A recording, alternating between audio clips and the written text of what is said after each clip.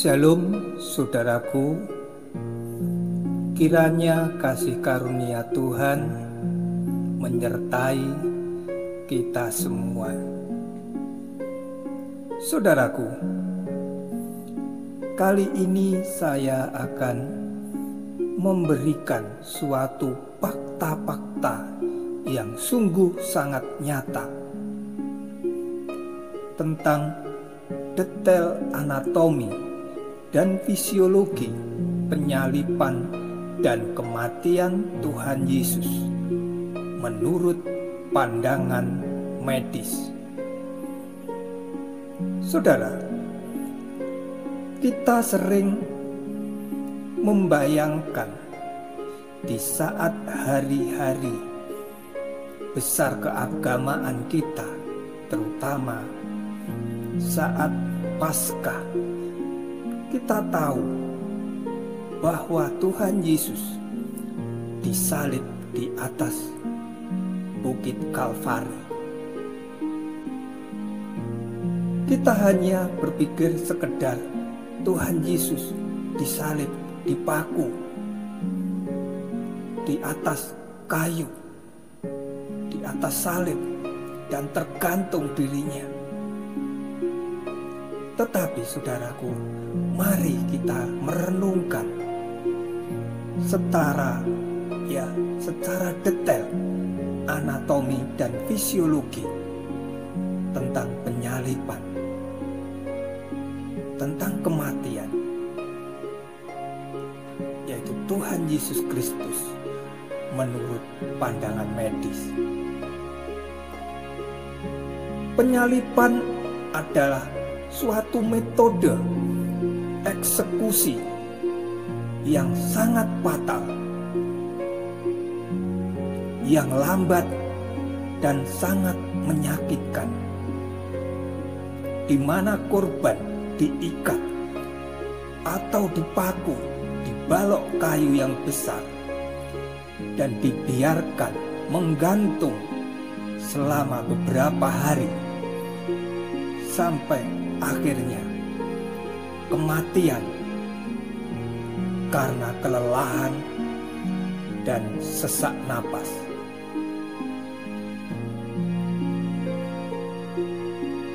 Saudaraku, salib, cara penyaliban diduga diciptakan oleh orang-orang Persia pada tahun 300 sebelum Masehi dan disempurnakan oleh orang-orang Romawi pada tahun 100 sebelum Masehi. Jutaan orang Kristen di seluruh dunia pada saat Minggu Paskah akan memperingati penderitaan Tuhan Yesus Kristus di atas kayu salib. Saudaraku yang terkasih dalam nama Tuhan Yesus Kristus, berikut ini detail-detail anatomi dan fisiologi kematian akibat penyaliban. Saya ulangi lagi, detail-detail anatomi dan fisiologi kematian akibat penyaliban. Yang pertama, ini adalah kematian yang paling menyakitkan yang pernah diciptakan manusia, di mana kita mendapatkan istilah siksaan yang sangat luar biasa. Yang kedua, salib disiapkan khusus untuk penjahat, laki-laki yang paling jahat. Tuhan Yesus menolak anggur anestasi yang ditawarkan kepadanya oleh tentara Romawi, karena janjinya seperti ada tertulis di dalam Matius pasal yang ke-26 ayat yang ke-29.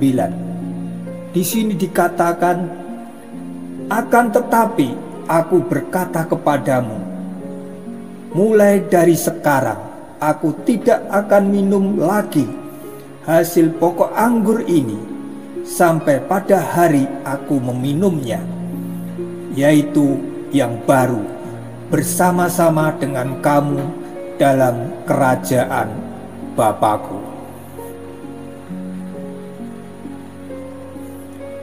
Yang ketiga, Yesus ditelanjangi dan pakaiannya dibagi-bagi oleh para prajurit Romawi. Ini digenapi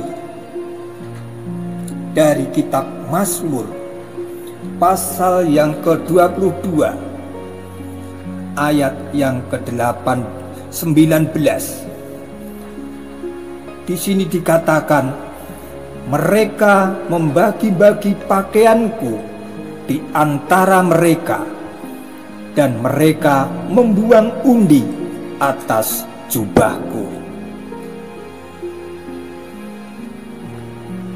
Yang keempat,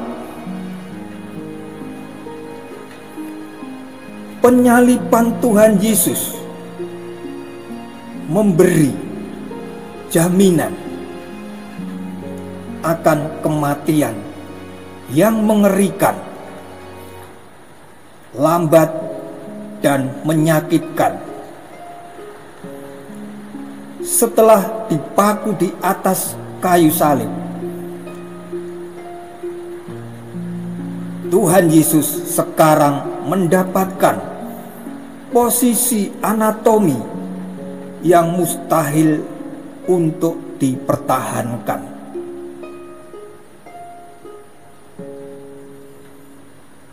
Yang kelima, lutut Tuhan Yesus ditekuk sekitar 45 derajat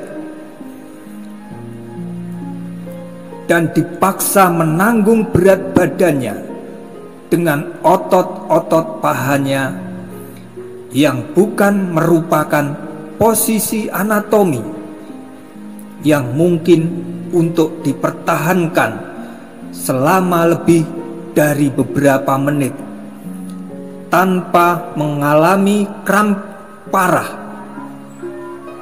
pada otot-otot paha dan betis.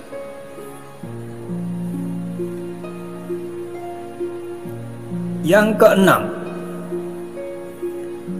berat badan Tuhan Yesus ditanggung di kakinya dengan paku yang dipasakkan menembus kaki-kakinya, sementara kekuatan otot-otot paha dan betis Yesus melemah karena kelelahan. Berat tubuhnya harus dipindahkan ke pergelangan tangannya, lengannya, dan bahunya.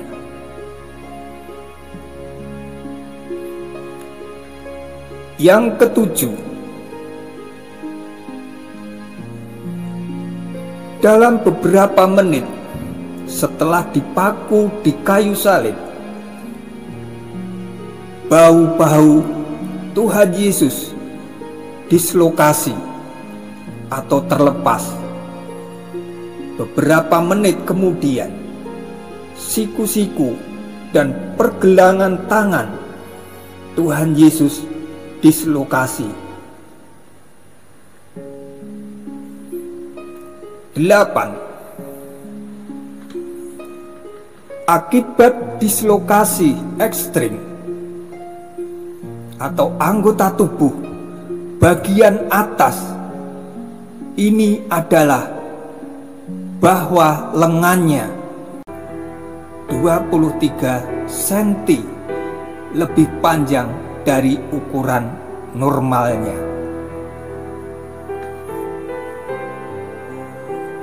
Yang kesembilan, hal ini menggenapi nubuatan dalam kitab Mazmur pasal ke-22 ayat yang ke-14, di mana dikatakan, seperti air aku tercurah dan segala tulangku terlepas. Yang ke-10, setelah kedua pergelangan tangan Tuhan Yesus, siku dan bahunya dislokasi, berat tubuhnya pada tungkai atas menyebabkan gaya-gaya tarikan pada otot-otot dari rongga dadanya. Yang ke-11, gaya-gaya tarikan ini menyebabkan tulang rusuknya tertarik ke atas dan ke arah luar. Dalam kondisi yang paling tidak wajar, rongga dadanya secara permanen berada dalam posisi inspirasi atau tarikan pernapasan maksimal untuk mengeluarkan napas. Yesus secara fisiologis harus memaksakan tubuhnya. Yang ke-12, untuk mengeluarkan napas, Tuhan Yesus harus mendorong paku di kakinya untuk mengangkat tubuhnya, supaya memungkinkan tulang rusuknya bergerak ke bawah dan ke dalam untuk mengeluarkan udara dari paru-parunya.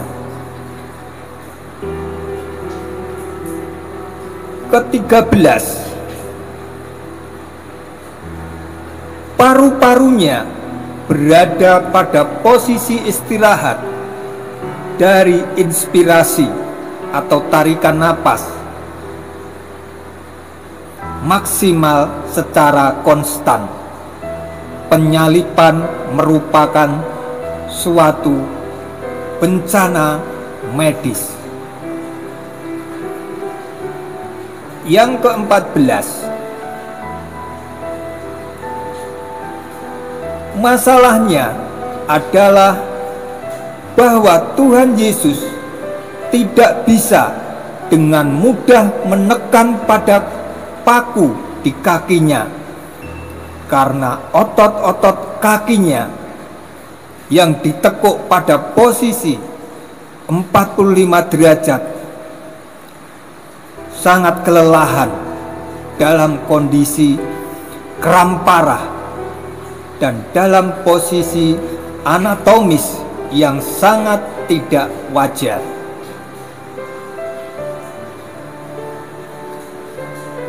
Yang ke-15,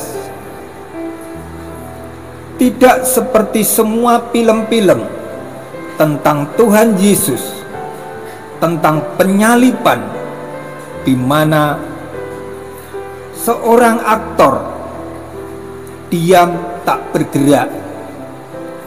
Korban penyaliban sesungguhnya akan bergerak sangat aktif. Korban yang disalibkan itu secara fisiologis dipaksa untuk bergerak ke atas dan ke bawah pada tiang salib dengan jarak sekitar 30 cm hanya supaya bisa bernapas. Yang 16. Proses respirasi atau pernapasan menyebabkan rasa sakit yang sangat luar biasa, dicampur dengan teror mutlak, sesak napas.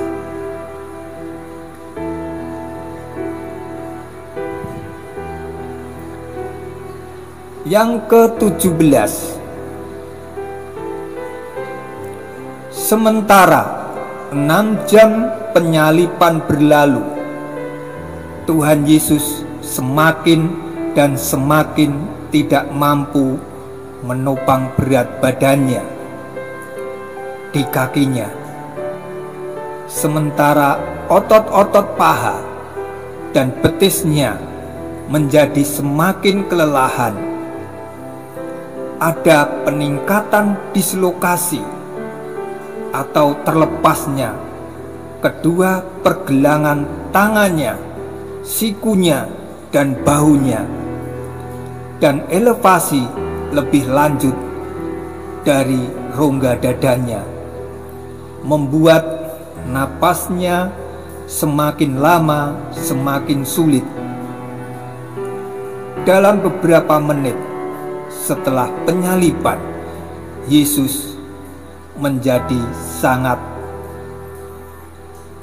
napasnya pendek. Yang ke-18,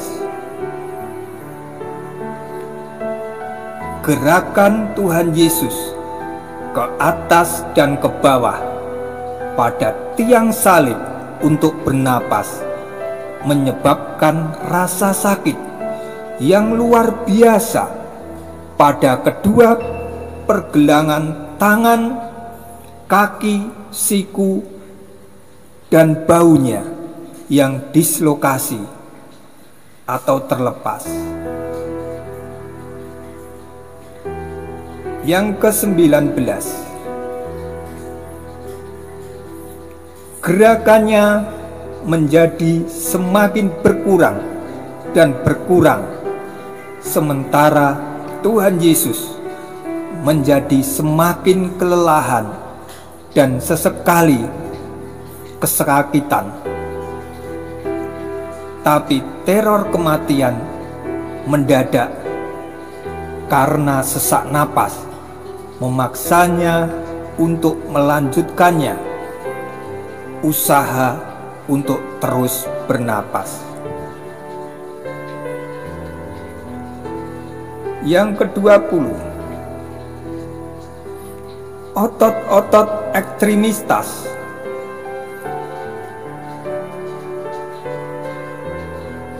Tuhan Yesus menimbulkan kram yang sangat menyiksa karena usaha menekan pada kakinya untuk menaikkan tubuhnya supaya ia bisa menghembuskan napas dalam posisi anatomis yang sangat tidak wajar.